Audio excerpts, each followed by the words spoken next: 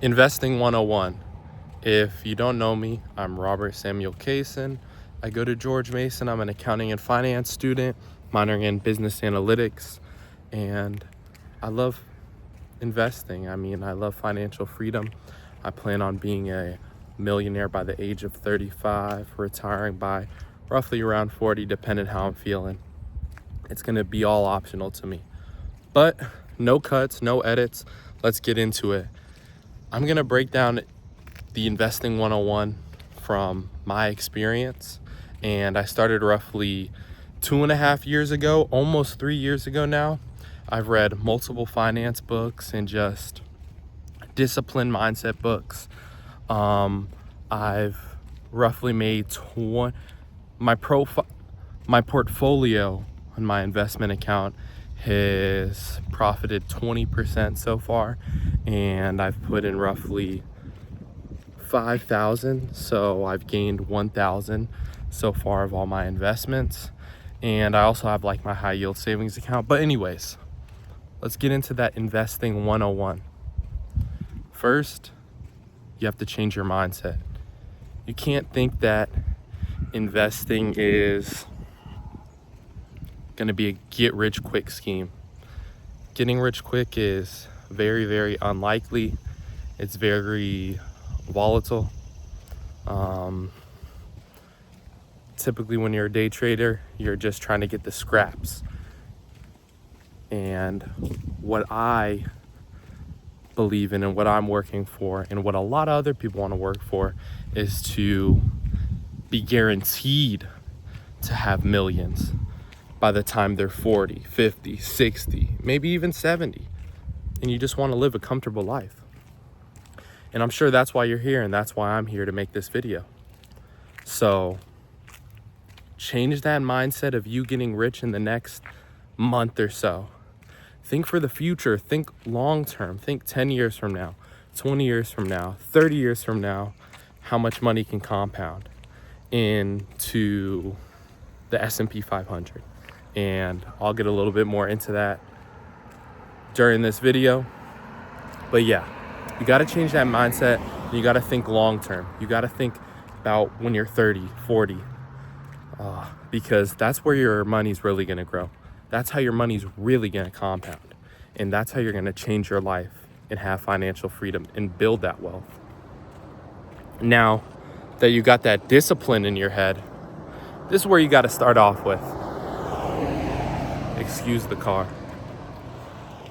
You have to open your first brokerage account. I use Robinhood, but you can use Fidelity, Charles Schwab. There's a lot of different accounts that you can use.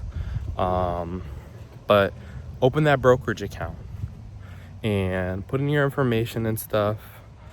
When you open that brokerage account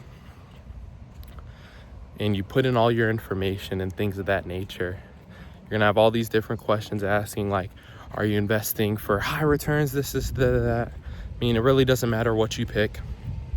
But when you search the different stocks and ETFs, look up VOO.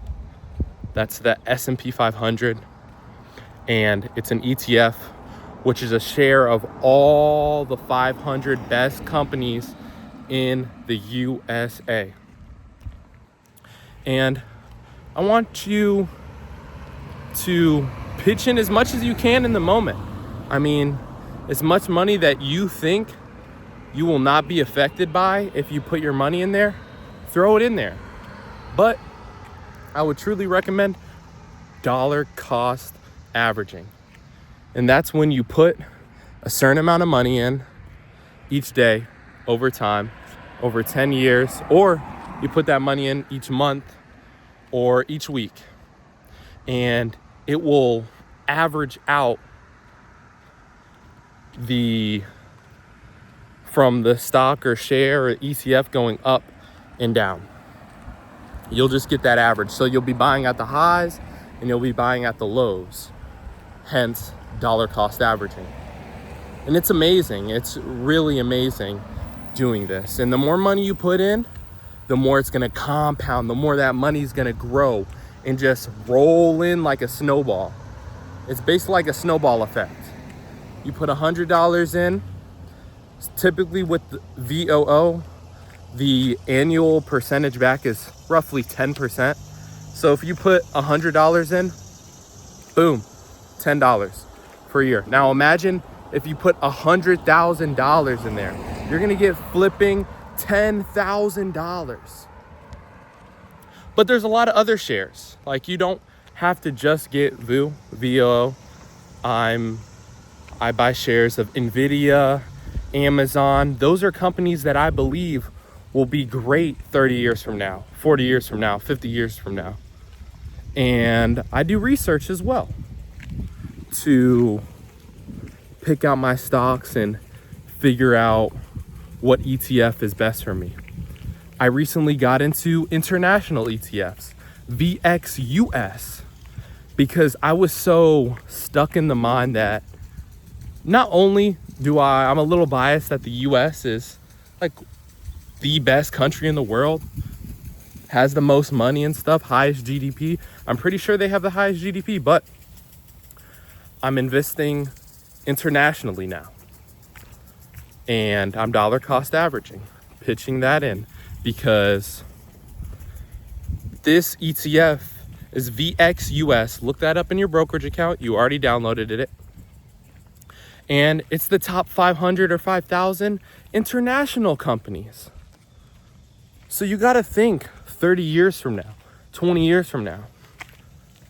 And don't be scared. Don't be scared to miss out on all of this compounding. Like that coffee that you're buying every morning, you don't need to buy that. You can just throw that money into stocks and investments, and that will just build up and ball up and create a huge snowball where you can eventually retire from. Probably not just on you saving money on coffee, but you taking out percentages of the checks that you get and you throwing that into your savings account. Now I'm gonna backtrack a little bit. What I believe best before you jump into buying stocks and investing in all this is to have an emergency fund. Emergency fund for roughly, I'd say, 3 months of your expenses, like 3 months worth of rent, or just money just in case you break your leg and insurance can't cover it or anything like that. So please have that taken care of, and you got to put that in a high yield savings account. SoFi, Robinhood Gold, Marcus, those are great high yield savings accounts. And you never want your money just sitting in a checking account, because you're losing money to inflation. You're really just losing a lot of money to inflation if you just have it held into a checking account. Now with this information, after you take out that money, the wads of money that you have in your savings and checkings account, you put that into the high yield savings account, right? And after you build that up, the 3-month emergency emergency account, you put your investments into the ETFs that you believe is best. And as you see, 5-10 years from now, you'll see that constant snowball effect. And you'll see your money start to work for you. While you're sleeping, you're gaining money. While you're out on vacation, you're gaining money.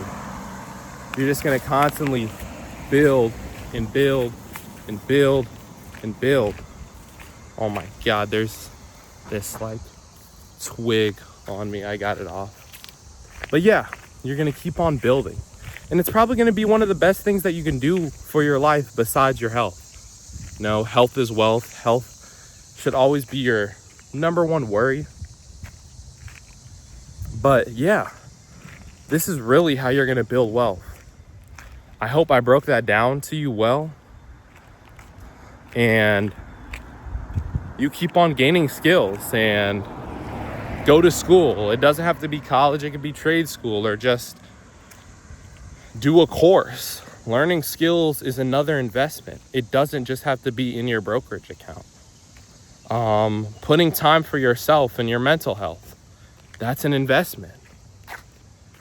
thrifting certain items, that's an investment. There's a lot of ways to break it down. Comment down below if you have any questions about this video, any needing of help for investing. I will comment, I will reply. I'll try to reply to every single comment that's in there. What else? Yeah, thank you so much for watching, and let me know what you want me to drop next.